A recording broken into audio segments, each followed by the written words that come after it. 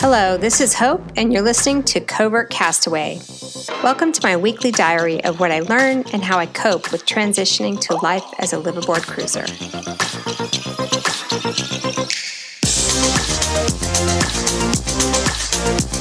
This week, I'm so excited to have a conversation with Terysa from Sailing Yacht Ruby Rose.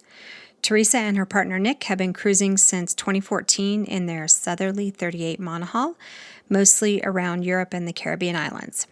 I think it's so interesting to hear how other women get into sailing. For this interview, I wanted to learn more about how Terysa and Nick took their idea and made it into a plan, and what it was like to make such a huge lifestyle change.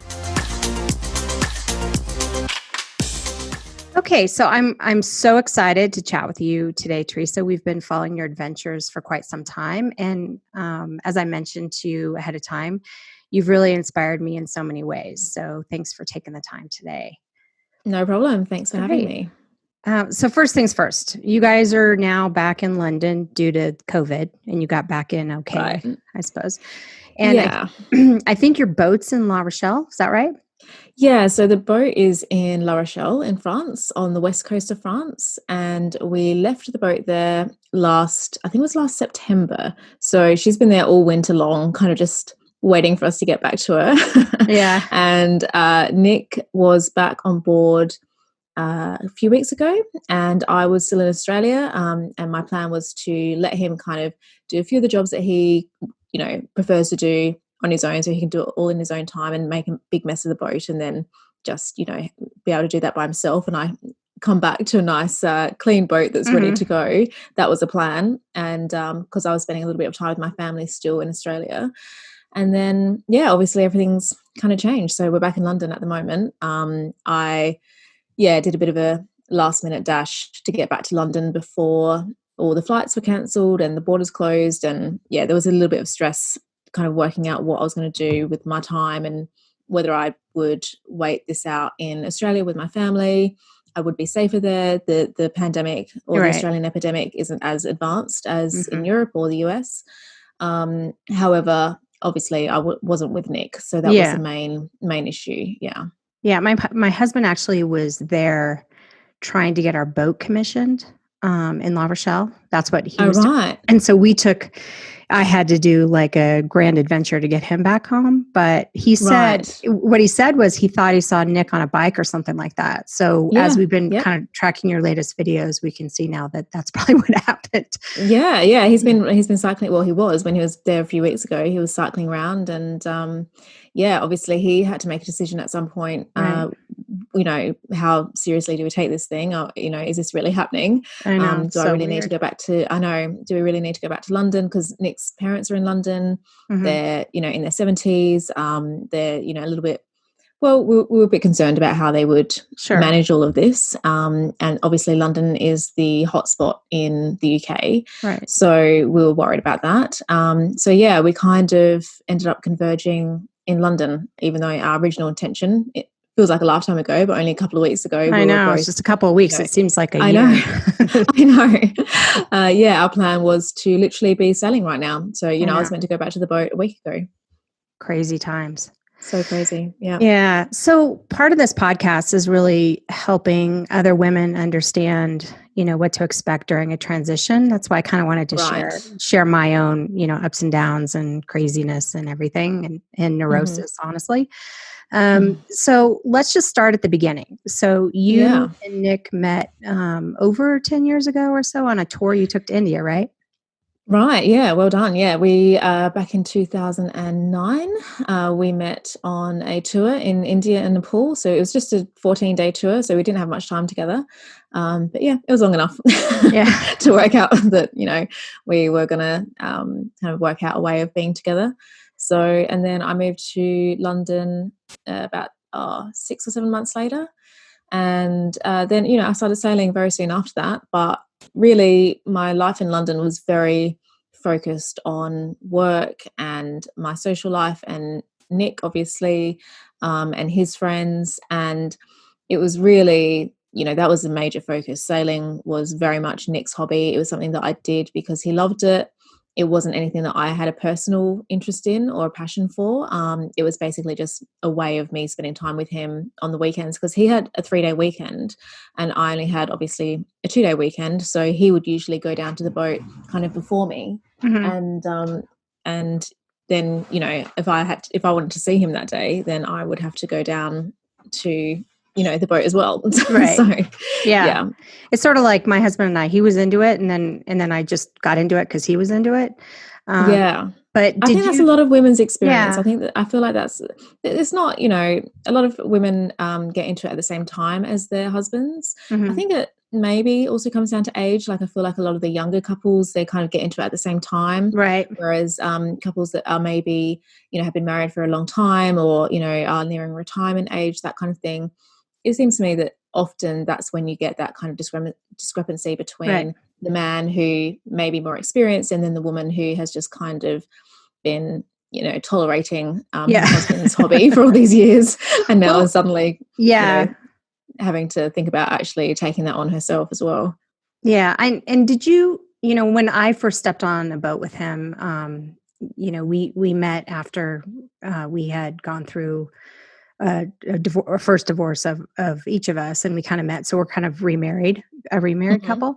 So he was sailing ahead of time, and when I stepped on the boat, I was like, "Oh my gosh, this is awesome!" You know, did you take to it right away, or did it take some time to sort of get used to liking it?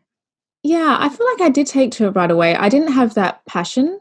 But I think maybe that was partly because of the sailing social scene. So Nick was very, and still is, a very big part of the sailing club, and a lot of the sailing events on the weekends were very social. So you would sail for a little bit, but mainly it was about sitting in the pub drinking and talking about sailing. And so I feel like that was the most off-putting thing to me, because I didn't feel, it was very male dominated. I was probably a solid 30 years younger than the next oldest person apart from Nick, obviously. So there was a generational thing, there was a gender, you know, thing, and I just felt like I didn't have anything in common with any of Nick's sailing friends. And so I felt like that was the most off-putting element. It's that so true. was really, that was really where a lot of my reticence came from. The actual sailing itself, I had no problem with. I didn't love it. I felt like when we were racing, which we did very casually, like we weren't serious races, but the club would hold races. They do the rallies and stuff, right? Exactly. And when we were kind of racing and I was being given it was often just me and Nick and maybe one other person on board, and I was kind of given that responsibility, and I was able to like have a very specific goal, you know, beat that boat over there, you know, get across the line first. I felt like that was when I kind of enjoyed it a little bit more. But just kind of on a weekend cruise, if we were just going to anchor somewhere for the night and then do, I don't know, like in the UK they do what they call raft ups. I don't know if you do that in the US actually, but where they essentially all tie to a mooring buoy, all tie up to each other's boat. So you'd have 3 or 4 boats on one mooring buoy, and then you would all have like essentially like a party. It's fun. But you know, and so as I said, it was really the social aspect that really was not really my scene, because I had my own friends. I had my own friends in London, and you know, I kind of, if I was going out and having a night out, I wanted to be with my mates, not with Nick's older sailing mates who are all men. You know, like it was, that was really the main issue. But the sailing itself, the sailing is, I remember my first sail actually, and it was really, I mean, like a lot of you know, days in the UK, it was grey, it was quite cold, it was raining on and off. Like San Francisco. Okay. Yeah, it was really windy, and it's very tidal here. I don't know if it's tidal in San Francisco, but it's very tidal here. So we had like this real chop. It was kind of a wind over tide situation. This real chop. We were sailing into the wind as per usual. Seems like wherever, you know, wherever you want to go, the wind's not, you know, kind of cooperating. And it was quite a long day as well. And we got to the end, and we had to tie up to this like weird mooring, because all the moorings here are strange. And I felt like Nick wasn't feeling well. You know, he was suffering from seasickness that day, and he was cold, and he was like clearly not loving the sailing aspect. Mm. And I just remember I had this very clear memory of him just continuously checking on me, like, are you okay? Are you feeling okay? Is everything okay? Like, are you sure you're not feeling a bit sick? And I was sitting there in the cockpit for the whole time, basically being like, I'm fine. Like, it's not great, but I'm okay. Like, this He is was so fine, worried I about guess. you. Yeah. He was really worried about me. Yeah. Yeah. But it was fine for me. Yeah. Yeah. So how did you learn to sail? Did you take any lessons or just by learning with Nick on the boat? So I don't think Nick would mind me saying that he is not the best teacher. So I didn't do any formal lessons, and I kind of feel like maybe I should have done. But as I said, I didn't feel like it was a big part of my life. I felt like I was just kind of a passenger, actually. So I didn't really feel motivated to take any lessons myself because I just was like, well, what's the point? I can do enough. I can And help. Yeah. yeah, I can help out. Like, I can, if Nick needs me to do something, then he'll tell me to do it. And Mhm. I remember kind of floating the idea with Nick a few times, maybe I should do we call it like a competent crew course here. And he would be like, well, you could do, but then like you're spending a whole weekend on someone else's boat, like paying them to teach you. Whereas like I can teach you. So it was always, and I'd be like, yeah, that's true. Actually, why would I spend my money? So there was always this weird kind of like, oh, maybe one day I'll do a lesson, but for now I'll just, kind of let Nick teach me what I need to know in the here and now. So probably not the best way to learn, to be honest. I wouldn't recommend it. However, that is just essentially what we ended up doing. And you've been on the boat for quite some time. So, I mean, you've had tons of time. Right. Yeah. Yeah, exactly. And to be honest, most of what I've learned has been through just watching what Nick and his other friends do. And also, all those nights where I was forced to sit in the pub and listen to conversations about sailing, they do come in handy every now and again because that's where I learned as well. So, yeah, it was kind of more through observation and asking questions than any formal training or lessons. Yeah. Cool. So take me back to that moment when you guys sat down and said, okay, let's do this full time. How did that come about? And how did that moment come about leading up to that decision? And then what kind of transpired in your memory of that conversation? Yeah, well, it's funny because I don't feel like we ever had that moment. I felt like when we met traveling, we always had that in common. So we always said to each other, we want to travel, we want to see the world, we want to have a different lifestyle. And when I moved to London very soon after meeting Nick, we had this understanding that we would live in London for 5 years, because I said to him, I can't live in London forever. My family's in Australia. I don't want to be only seeing them maybe once a year, if that, for the rest of my life, because I'm living on the other side of the world. So we kind of hatched this plan from the beginning that we had this like 5-year time frame that we were working to, but we didn't really know what we were going to do at the end of that 5 years. We kind of just thought we'd travel or we would change up our lifestyle. It was very vague, but we knew that we were going to do something that wasn't living and working full time. So like London. A 5-year time frame for some kind of sabbatical or different. Right. Yeah. Okay. Exactly. Yeah. Some kind of sabbatical, some kind of adventure based sabbatical, I guess. And it kind of was just a natural progression of that understanding that would kind of take the form of us sailing, because we were sailing every weekend. Nick had a boat. He had a 32-foot boat, a Hands 32, and it was, it was fine. It was actually a really lovely boat. And for a long time, we were kind of just talking about taking that boat down to the Mediterranean and just sailing around the Med. And that was the extent of our very, very, very vague plan. I wouldn't even call it a plan. It was just this like idea. An idea. Yeah.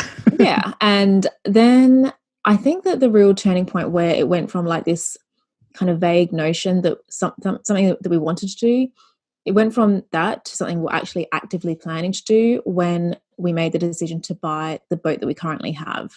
So we went to the boat show in 2011, the Southampton Boat Show. It's the biggest boat show in the UK. And we had been there every year. So I think this would have been our 3rd year going down to this boat show together. And every year, obviously, as I think everyone who goes to boat shows do, you get on all these boats and you start dreaming and planning, and you start thinking, and all the salespeople there are trying to sell you the dream as well. Right. So, your imagination really starts to take off. And on this particular year, we went down, not with the express intention of buying something, but with the thought that maybe now would be a good time to buy another boat if that's what we were going to do. And we walked onto the Southerly 38, which is the boat that we ended up getting. And we just absolutely fell in love. We both fell in love with this boat. And I remember we went to the pub that evening and we sat down with a calculator and we did all the sums and we looked at each other, and Nick said to me, you know what, I think we can actually afford to buy this boat. And so is this what we're doing? Like, are we actually going to go through with this? And we're like, yeah, okay, let's do it. So we went back to the broker the next day and we signed the paperwork. And then from that point on, we were like, okay, well, we've just bought this boat. We've, spent quite a bit of money on this boat. We don't need this boat. Excuse me. We don't need this boat for the sailing that we're doing right now.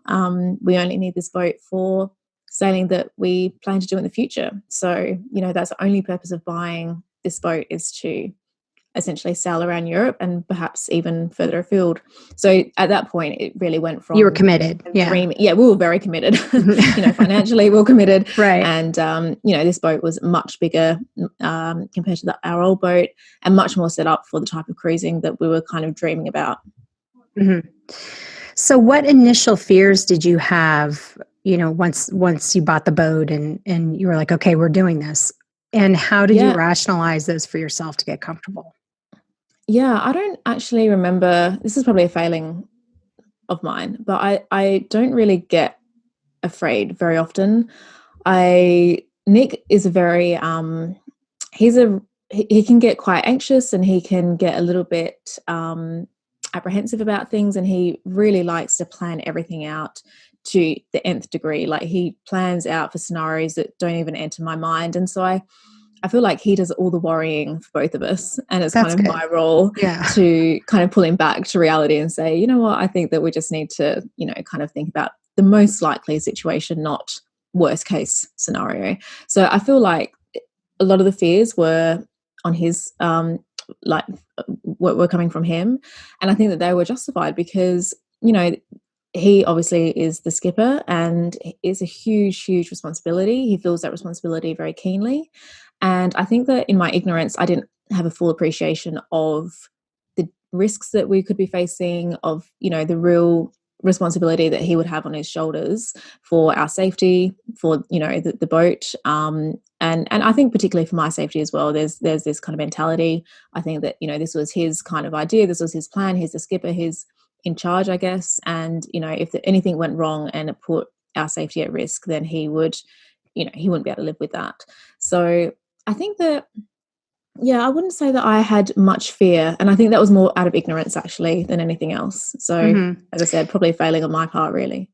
No, I think it's good to have a good balance. I tend to be the worrier. And I remember when we were first started sailing, I'm like, oh, this is so fun. And, you must know what you're doing. And then I started taking classes in sailing more, and I'm like, oh my God, this is really dangerous. Like, someone could die, Exactly. And the difference is I'm the worrier and he's kind of more optimistic, which sometimes concerns me because he's also the captain.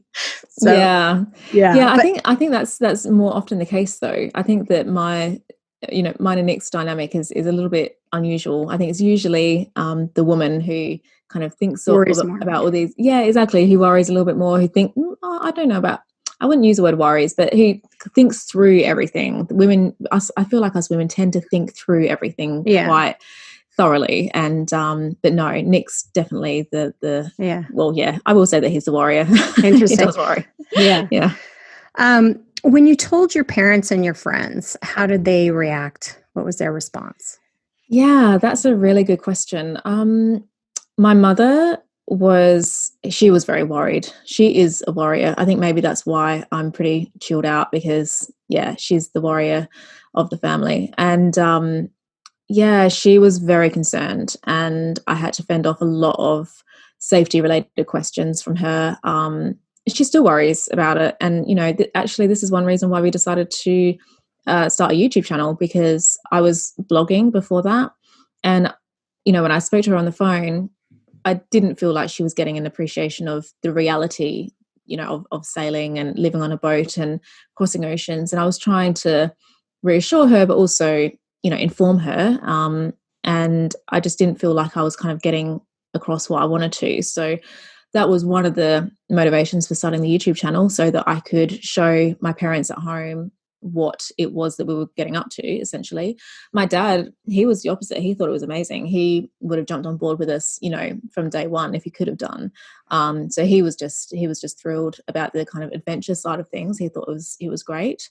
And as for all my friends, my sister was pretty, she wasn't too fazed by it, but my friends had very different reactions depending on who I was talking to. Mm-hmm. And it got to the point actually that some of them would take an active interest and ask me about it a lot. And others, I felt like they didn't quite get what I was saying when I was talking about, next year, Nick and I, we're going to be, moving onto our boat, sailing around the world. I felt like a lot of that was kind of it was a weird conversation because they didn't get what I was trying to say. They're like, oh, yeah. So like, are you coming back for Christmas, or yeah, like, when are we going to see you? And they didn't get it. So I at some point I stopped talking about it, and I kind of would just let them come to me. And I feel like that was a bit of a strange thing to do, because when I did end up actually moving onto the boat, then I feel like it came as a bit of a shock to a lot of my friends. It's a surprise because they weren't caught up. Yeah, I wasn't talking about it a lot. And I also was very aware that, Nick and I were very, very lucky that we could have this opportunity. And I felt like I didn't want to be talking about it too much, because it might come across as being, I don't know, like bragging, or exactly, kind of like casting aspersions over their lifestyle choices, like me saying, oh, this isn't the life that I want, to someone who's quite happy in that life. Like, that's a little bit insensitive. So I kind of just didn't really talk about it much, to be honest. It's such an interesting range of reactions, same thing. It really is. I had a friend who was like, I was like, okay, we're going to move on to a boat. And they're like, okay, so you're going to be on a boat, but where are you going to live? No, wherever the boat is, we're going to live where the boat is. Well, where is that? Like, they couldn't understand what that meant.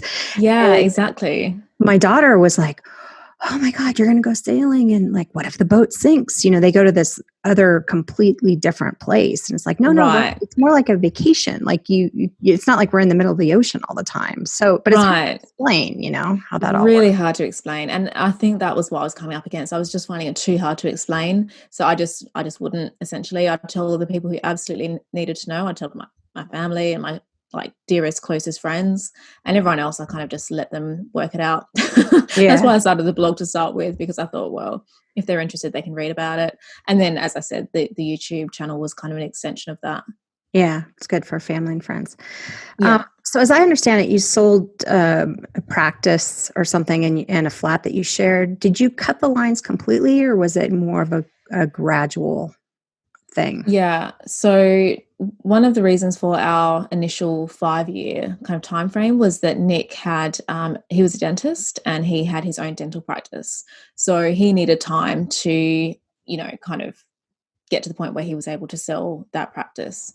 And when we met, obviously, these things have to be done at the right time, and it wasn't the right time for him yet. So that the dental practice was sold, obviously, straight away. And then our flat, we rented it out, because we essentially wanted to not burn our bridges behind us. Right. We hated it. We wanted to be able to move back. A backup plan. Our flat. Yeah, exactly. And I feel like that psychologically was really important, because we didn't want to have that option cut off to us, because, a lot of people, they sell their house in order to live on their boat, either to buy the boat in the first place or to fund the lifestyle afterwards, or whatever.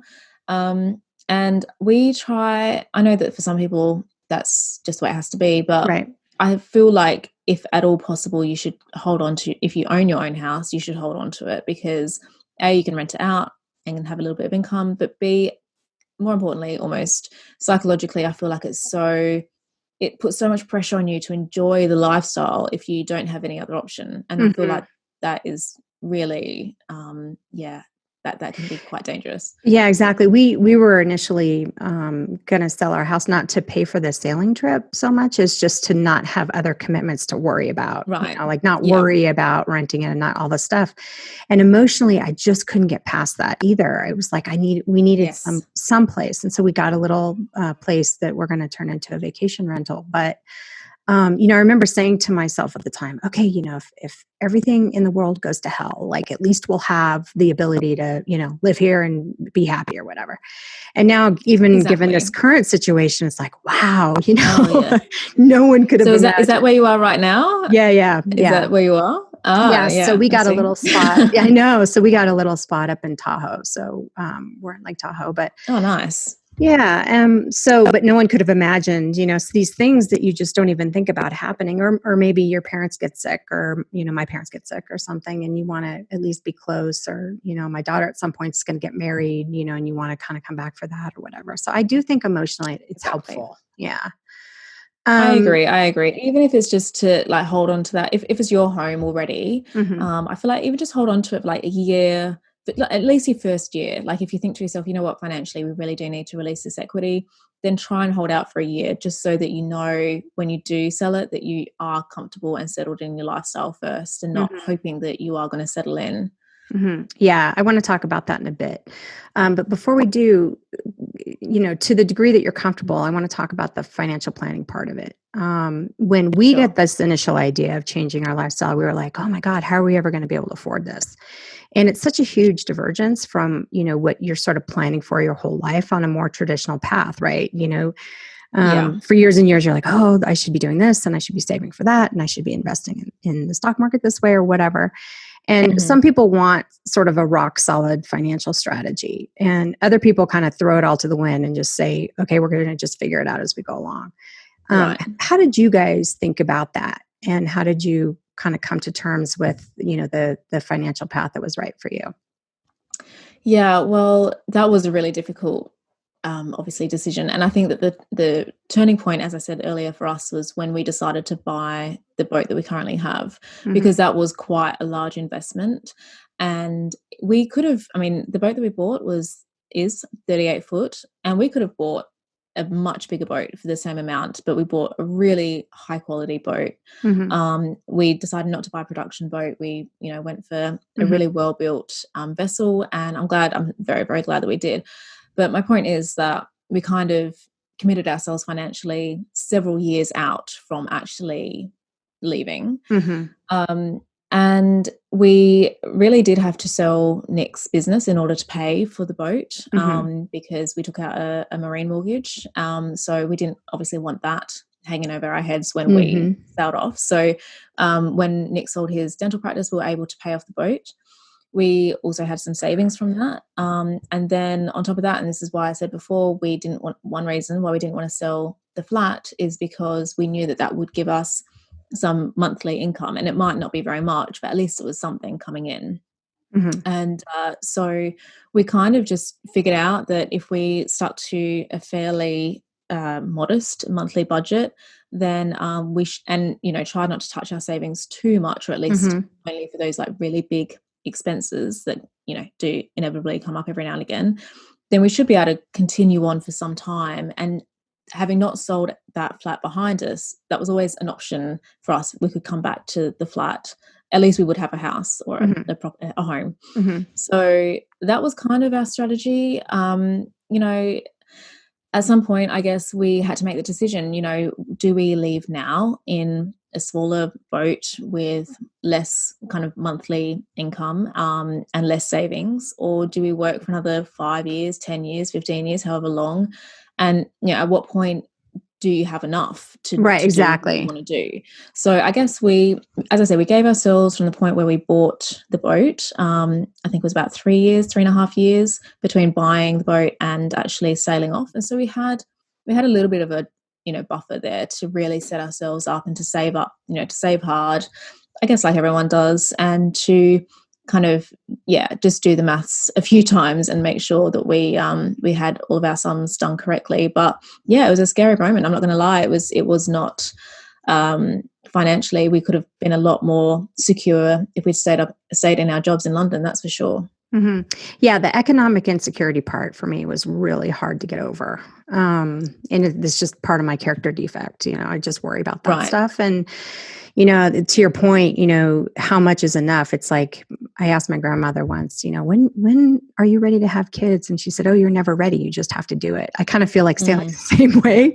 Like Yeah. you're going to have enough money to anyway, because it's a boat, but you have to Well, I feel like that's the same with all lifestyle choices. Right. You can always do with a little bit more money. Like even people who are very wealthy feel that they could do with a little bit more money. So I feel like at some point you have to just, I don't know, take a bit of a leap of faith, I guess, and just say to yourself, you know what, I've done my research. I feel fairly comfortable that we can live on this amount. And if we can't, worst case scenario, I guess we'll have to, rethink our strategy, look at other ways of earning some money. And, if worse comes to worse, at least we still have the flat in London that we can come back to and we can, go back to work. Exactly.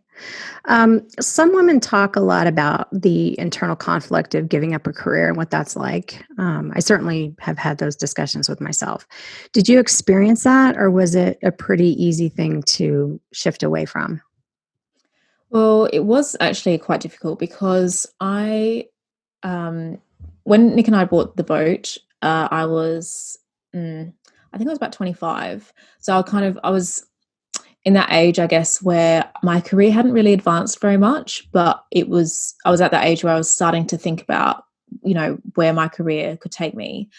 And because I knew that in 3 years' time or so, I would be leaving London and getting on a boat and sailing away, I really did it did cause me quite a bit of anxiety, either choosing not to apply for promotions or, whether I actually left my job about a year later.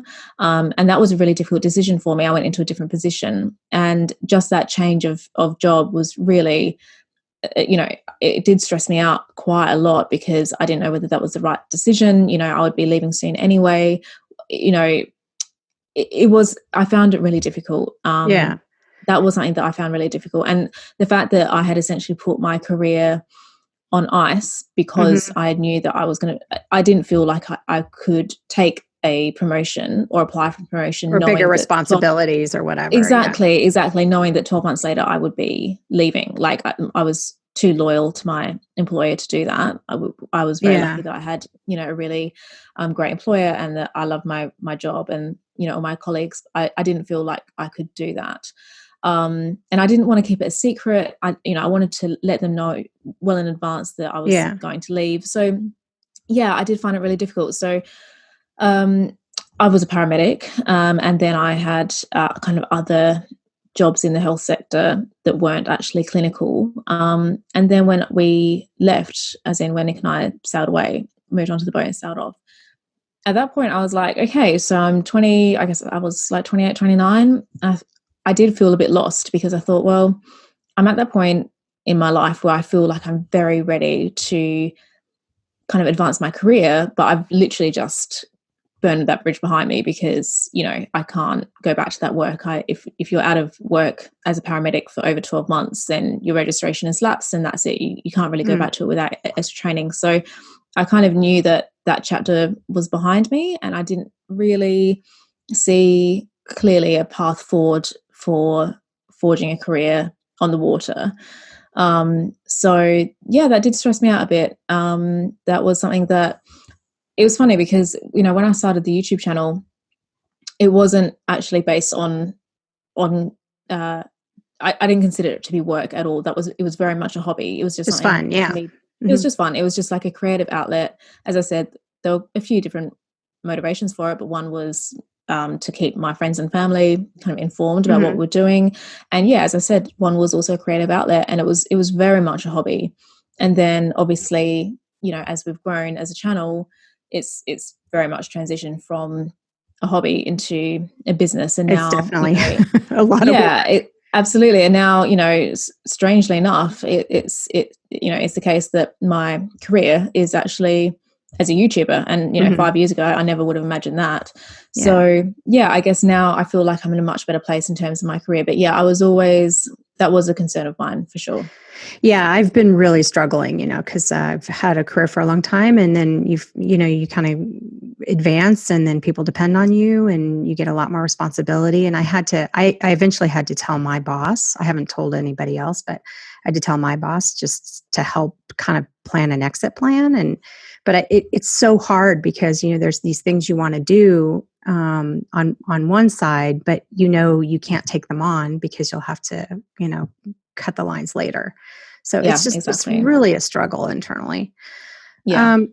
So you got the boat, you took off. What was the first year like? A lot of people say, you don't really settle into the cruising lifestyle that's right for you. It takes some time to figure out what that is. And I think you said in one of your blogs that settling in was full of ups and downs. Can you share more about that?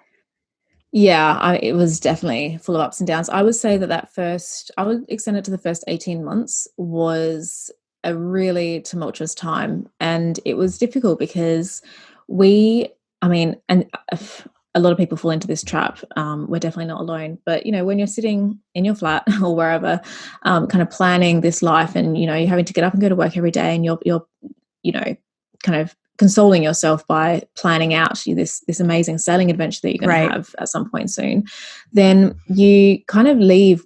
Well, we certainly left already with a fairly solid plan, and we left the UK in May in 2000. Oh God, I think it was 15.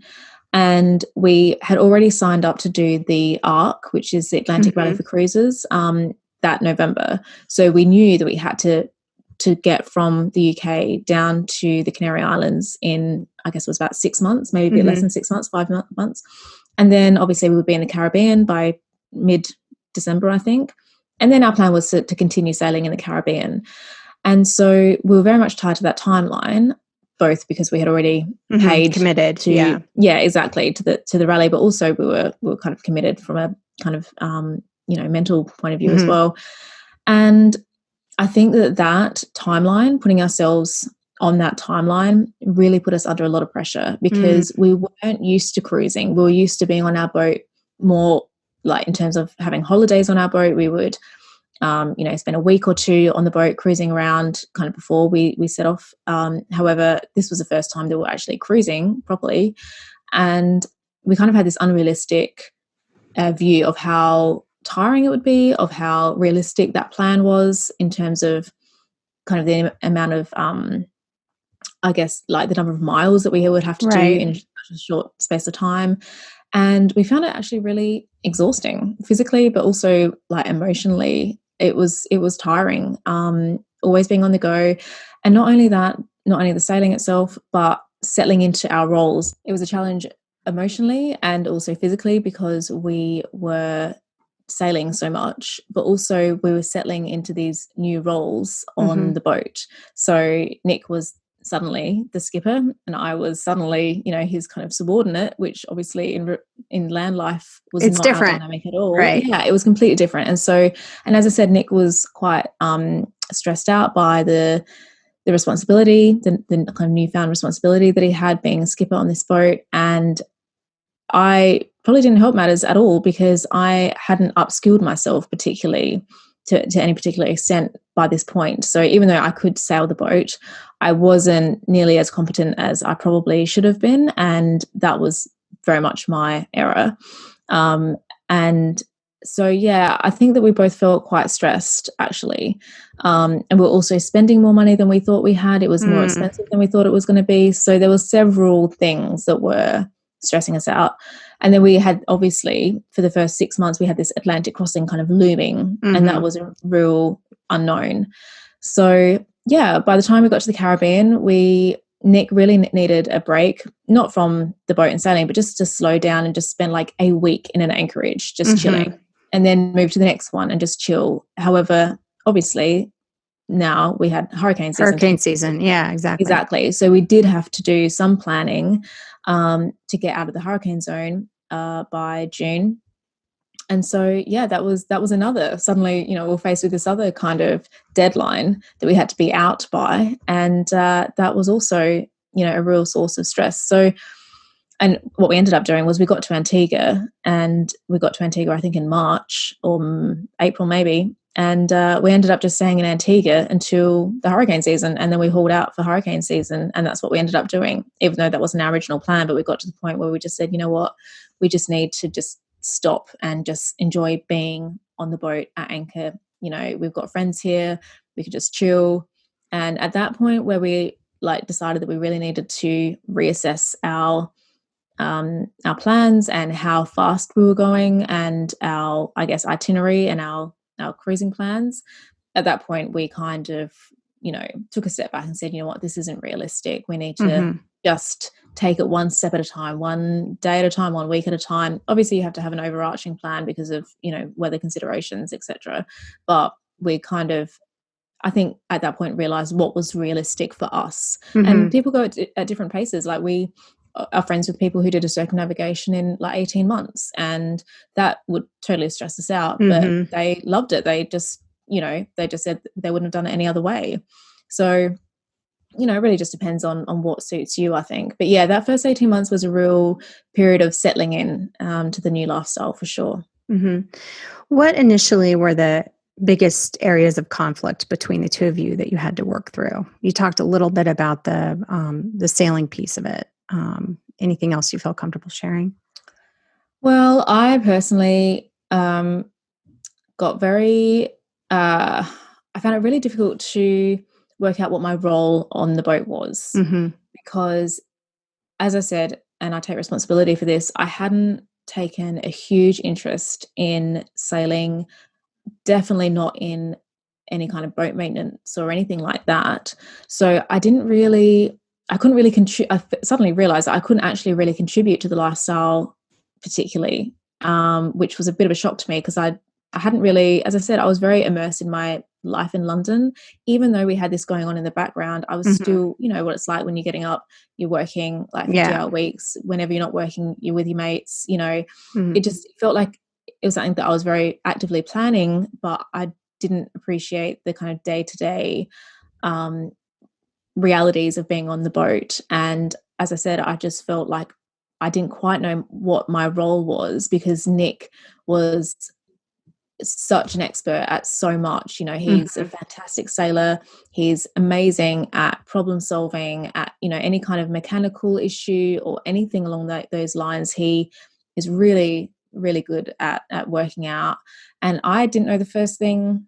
I mean, I wouldn't know one end of an engine from the other, and I still don't, to be perfectly honest. So I didn't really, I think that was a major source of conflict, because I would have to, he'd say, look, I've been, I don't know, doing all this boat maintenance all day, and, maybe you could cook dinner and clean. And I'd be like, who do you think you're talking to? I've never cooked and cleaned. I know, it's such a weird thing.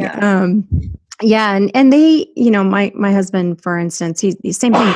He'll just do something quicker than he can explain it to me. And I'm like, but if you don't explain it to me, I don't know how to help you, And so the next thing you know, you're down in the galley making better sandwiches, So it's this weird, exactly.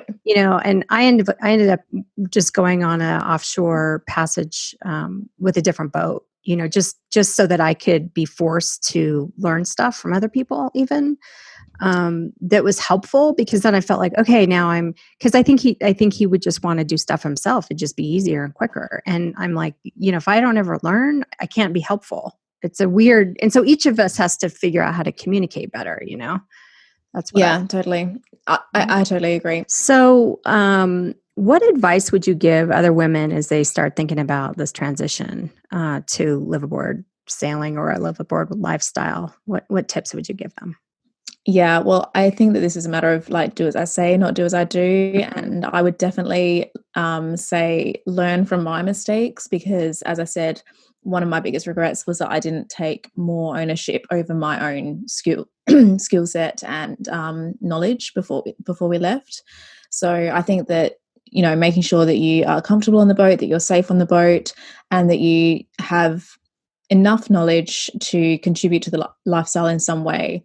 And luckily, Nick, for whatever reason, he's amazing at so many things, but navigating is one area that he just doesn't seem to be, as good as I am. So I was able to do a lot of the planning, a lot of the navigation. And so that was kind of the way that I started to contribute. And That's then great. obviously, and then as I learned more, then I was able obviously to take on more and more responsibility. And now I feel like we're definitely not equal on board, because he, as I said, is such a talented sailor, and has so much knowledge that I will just never have, because I'm not interested in learning how to maintain the engine. I'm not interested in learning how to, I don't even know, like, service the water maker or whatever. There's so much stuff that I just have no interest in doing. And realistically, I'm never going to do that, and as I think you mentioned before, your husband, he has maybe the same point that Nick sometimes has, which is, why would I teach you to service the engine if you have no interest in doing it? Realistically, you're never going to have to do it by yourself, because it's something that I will always be happy to do. Unless you're going to own your own boat and do this without me, then you probably don't need to know. Like, we both don't need to have that skill. So I guess it's just about deciding realistically what you are good at, and what kind of area you want to pursue in terms of your knowledge and your experience, and just going for it and making yourself an expert in whatever it is that you've decided on. And obviously, that could be a conversation with your partner as well. What responsibilities, like, how should we divide our responsibilities? But I would definitely say, before setting off, make sure that you feel that you can confidently contribute some way to the lifestyle, for sure. And that looks different with different couples as well. Like, if you have a few kids that you're homeschooling, then I think that is a very different dynamic. Like, it's totally different. So I think that it just depends on the couple and what they're comfortable with. Yeah, we're going through the we were supposed to go through this medical training courses. They all got canceled because of COVID now, and pushed off. But certainly your paramedic background is a huge value add, I would think. Yeah, well, that was one area that I didn't have to worry about too much. I mean, and that's something huge. That I was like, I know this. Yeah. The medical issues are really that's the number one thing I worry about. Right. And I can totally, I sympathize with. I mean, yes, you're right. I was lucky. I mean, my entire field of expertise was out of hospital medicine. That's like literally all I know. So yeah, I was never worried about that side of things. Yeah, that's a big Nick deal. being a dentist, he obviously, has a lot of knowledge in terms of drugs and, pain relief and that kind of stuff as well. And obviously dentistry. So that was one area that we were kind of okay with. Yeah, good. Cool. So where can people find you online if they're not familiar with you yet? Yep. So we have a YouTube channel called Sailing Ruby Rose. Ruby Rose is the name of our boat. You could just go ahead and Google Sailing Ruby Rose, and YouTube will come up. Our website will come up. We've also started a podcast called The Boat Life. So that may come up as well. Otherwise, Very you can cool. find that on Apple Podcasts or Google Podcasts or wherever else you listen to your podcasts. Cool. Well, thank you so much. And maybe we'll see you in La Rochelle when the world opens back up for business. Oh, that would be amazing. We should definitely try and catch up. That would be awesome. Great.